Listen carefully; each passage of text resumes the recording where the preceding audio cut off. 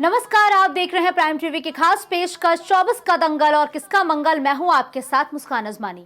चुनावी यात्रा में आज बात प्रदेश की सबसे चर्चित और हाई प्रोफाइल सीट की होगी।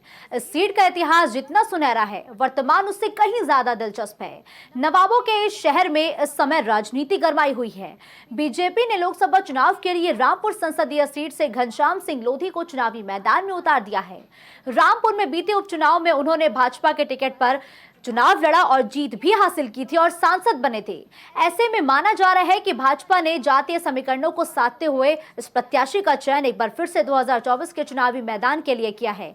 लेकिन अब रामपुर की सियासी गणित क्या कहती है, यहाँ का इतिहास क्या है, इस पर भी एक नजर डालते हैं इस रिपोर्ट के जरिए। रामपुर लोकसभा का चुनावी रण, किसके पक्ष में जातीय समीकरण, आजम के गढ़ का पूरा हाल हिसाब, क्या है सियासी हवा और क्या है दावा। रामपुर लोकसभा का चुनाव हर बार की तरह इस बार भी काफी दिलचस्प बनता जा रहा है। हाई प्रोफाइल और चर्चित सीटों में रहने वाली ये लोकसभा सीट मुस्लिम बाहुल्य मानी जाती है। यहाँ हमेशा से मुस्लिम वोटर्स निर्णायक भूमिका अदा करते हैं। इसके बावजूद बीजेपी यहाँ साल 2014 और आजम खान के 2022 में इस लोकसभा सीट से इस्तीफा देने के बाद बीजेपी ने यहाँ विजय पताका लहराया था और बीजेपी के घनश्याम लोधी ने सपा के उम्मीदवार को करारा झटका देते हुए ये सीट बीजेपी के झोली में डाल दी थी। चाकुओं के लिए मशहूर इस सीट पर अब तक 18 बार लोकसभा चुनाव हुए हैं। इनमें सबसे ज्यादा बार कांग्रेस ने ही जीत दर्ज की है। लेकिन उस तरफ यहाँ सबकी निगाहें इस बात पर भी टिकी है कि आखिर आजम खान के जेल में बंद होने के चलते जब वो चुनाव नहीं लड़ेंगे, ऐसे में समाजवादी पार्टी की ओर से कौन सा नया उम्मीदवार रामपुर की सीट से उतारा जाएगा। रामपुर की लोकसभा सीट पर जातीय समीकरण काफी हावी रहते हैं। संसदीय क्षेत्र रामपुर में कुल मतदाताओं की संख्या 16,74,313 है। इनमें 8,94,821 पुरुष, 7,79,327 महिला और 165 अन्य मतदाता शामिल हैं। 5,262 मतदाता ऐसे हैं जो पहली बार अपने मताधिकार का प्रयोग करेंगे। यह जातीय समीकरण काफी दिलचस्प है। रामपुर का जातीय समीकरण, लोधी लगभग 2.50 लाख, कुर्मी लगभग 40,000, दलित लगभग 60,000, सैनी लगभग 70,000।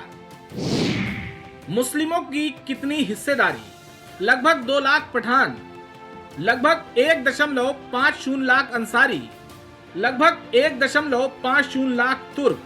तो रामपुर लोकसभा 2014 के अगर हम चुनावी नतीजों पर गौर करें तो बीजेपी ने डॉक्टर नेपाल सिंह को चुनावी मैदान में उतारा और नेपाल सिंह को रामपुर की जनता ने 3,58,590 वोट दिए और इसके साथ ही उनका वोट प्रतिशत रहा 37.5। वहीं अगर हम समाजवादी पार्टी के कैंडिडेट की बात करें जो कि बीजेपी के ऑपोजिशन में थे, नसीर अहमद खान, इनका वोट प्रतिशत रहा 35 और साथ ही इनको वोट मिले 3,35,179। तो ये तो रहे 2014 की बात। अगर हम 2019 के लोकसभा चुनावी नतीजों पर गौर करें तो समाजवादी पार्टी ने अपने कद्दावर नेता आजम खान को यहां से चुनावी मैदान में उतारा। 5,59,018 वोट पाकर इनका वोट प्रतिशत रहा 53.1। वहीं भारतीय जनता पार्टी ने भी अपने मजबूत कैंडिडेट को चुनावी मैदान में उतारा, लेकिन इस बार बीजेपी ने यहां पर अपना कैंडिडेट बदल दिया। जयाप्रदा नाहटा को चुनावी मैदान में बीजेपी ने उतारा। 4,48,630 वोट पाकर जयाप्रदा का वोट प्रतिशत रहा 42.6। साल 2019 के लोकसभा चुनाव में समाजवादी पार्टी के आजम खान ने भाजपा की जयाप्रदा को 1,09,000 से अधिक मतों से हराया था। आजम को 5,59,000 से ज्यादा वोट मिले थे। वहीं जयाप्रदा 4,49,000 से ज्यादा वोट पाने में सफल रही थी। अब देखना यह होगा कि इस बार इस सीट से कौन बाजी मारेगा। Election desk, prime TV. लेकिन इस बार रामपुर की जो समीकरण है वो काफी हद तक बदल चुके हैं। इस बार भी भारतीय जनता पार्टी ने 2019 के कैंडिडेट को रिपीट किया है, लेकिन अभी तक इंडिया अलायंस ने किसी भी प्रत्याशी को चुनावी मैदान में नहीं उतारा है। अब यहाँ की जनता इस बार किसे पूरे बहुमत के साथ विजयी करती है, ये देखना बेहद दिलचस्प होगा, क्योंकि रामपुर ये वही सीट है जो एक समय पे समाजवादी पार्टी का गढ़ था, जिस पर उपचुनाव में भारतीय जनता पार्टी ने सेंध लगाई और बीजेपी सेंधमारी में कामयाब भी हो गई। उपचुनाव में बीजेपी के कैंडिडेट को जीत मिली। अब 2019 में बीजेपी सीट पर दोबारा जीत हासिल कर पाती है या फिर नहीं कर पाती है, या फिर समाजवादी पार्टी अपने इस किले को बचाने में कामयाब होती है, ये तो फिलहाल वक्त ही बताएगा। हमारी खास रिपोर्ट में फिलहाल के लिए बस इतना ही। देश और दुनिया की बड़ी खबरों के लिए आप देखते रहिए प्राइम टीवी। कुछ भाव पुष्प। आप देख रहे हैं प्राइम टीवी, सच साहस सरोकार।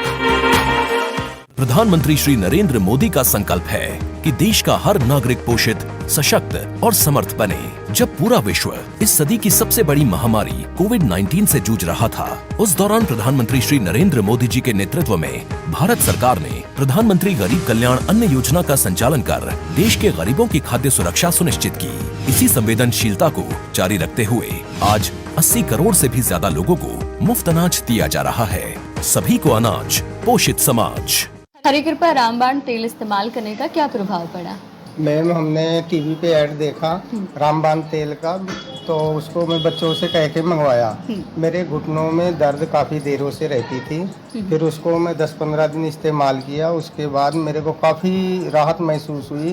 कामकाज में, भाग दौड़ में मेरा काफ़ी मतलब ठीक ठाक रहा। अब उससे हमको बहुत ज़्यादा राहत है। मैं मार्केटिंग का काम अपने आराम से कर लेता हूँ।